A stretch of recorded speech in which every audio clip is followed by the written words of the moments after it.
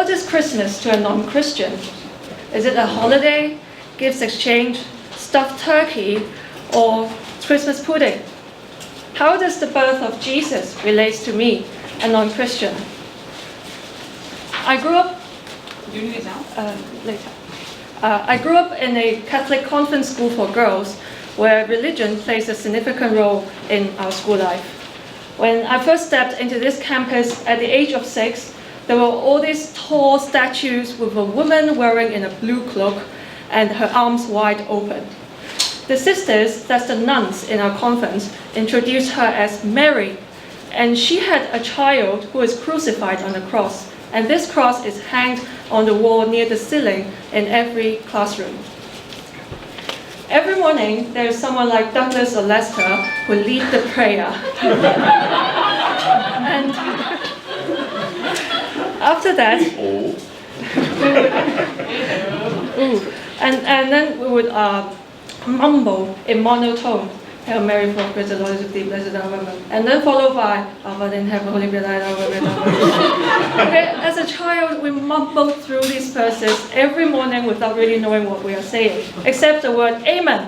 Okay, that's the only word we could articulate clearly, and that's how we learn to pray. After the prayers comes my favorite part, that's hymn singing. Each of us was given a hymnal, that's a booklet with lyrics written like poetry. And then we sang a song every morning, singing praises and begging for mercy to a higher being who we have never seen before. There's also a chapel in my school. It is 4 years younger than Toastmasters Club. It's built in 1928. And this chapel has a high roof, a domed ceiling, spiral staircases, and colorful glass windows. And when we pass by the 14 pictures that are carved in wood, the sisters, the nuns, would tell us the story of how the son of Mary, who's called Jesus, suffered before his death. And in this chapel, we held a mass every Friday. Most of the time, we were half asleep. And we were just standing together, seated together, just like a ritual. And when the organ played, we sang together. And every movement is in unity, in solidarity, and in solemnity. We're worshiping God in one voice. And then we also have weekly classes where the nuns would read us stories about the Jewish people 2,000 years ago. And only when the religious studies become a compulsory subject, we were taught to flip a thick book called the Bible and refer to this book for the stories we were told when we were small. And then these characters in the Bible would come alive every December because the story of Jesus' birth in Bethlehem would be staged to celebrate Christmas. Okay, so after spending 12 years in this school, I could finally leave. I was thrilled because I can finally be free from all these morning prayers, boring masses, and all the Bible classes. And I could finally embark on the journey of an exciting adulthood. Now, more than a decade has passed. When Kwan asked me to give this speech today about Christmas, I tried to look back in hindsight and wonder, has the 12 years of this immersive religious education in any way changed me? And have the daily rituals and the constant exposure to the Christian faith made any impact on me, a non-Christian? Then I realized the Lord has always tried to show his presence by trying to make me look like a lunatic. He gives me illusions. He made me hear voices. And he tried to control my body as well. How did he do that? When there's anxiety and uncertainties, the words, "Be not afraid," would ring in my ears because that's the most frequent verse in the Bible. As a secular person, I find it very true because fear wastes our energy. There are many things we can't control, and we prepare for the worst and do our best. We face it and then move on, and we really shouldn't fear.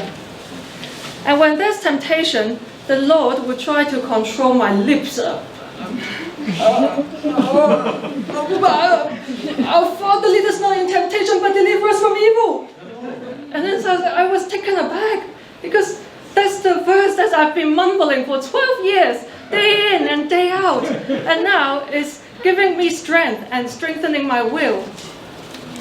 And when I've done something wrong and couldn't let go of myself, a voice would sing to me, though it makes him sad to see the way you live, I always say, I forgive.